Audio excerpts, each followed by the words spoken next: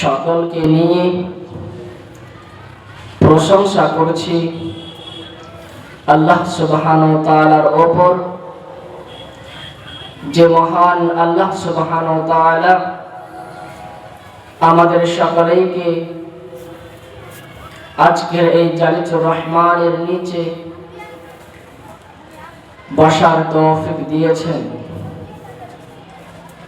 এবং গতকাল যে কোরআন রাসূল সাল্লাল্লাহু আলাইহি ওয়াসাল্লামের সুন্নাহর আলোচনা আমরা শুনেছি, এই সকল দুরাত্রি জালসা যে নিরাপত্তার দ্বারাই শান্তিতে আমাদেরকে কোরআন হাদিস শ্রবণ করার তৌফিক দিয়েছেন, সেই মহান আল্লাহ সুবহানাহু ওয়া তাআলার প্রতি প্রশংসা করছি। আলহামদুলিল্লাহি রাব্বিল আলামিন। দরুদ ও সালাম বর্ষিত হোক শেষ নবী, আখিরি পয়গম্বর হযরতে মুহাম্মদ রাসূলুল্লাহ সাল্লাল্লাহু আলাইহি ওয়াসাল্লামের প্রতি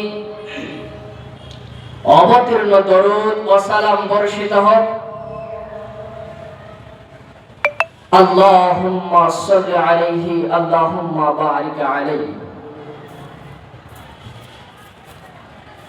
সম্মানিত উপস্থিত, আমি আপনাদের সম্মুখে বেশি সময় না নিয়ে অল্প সময়ের মধ্যে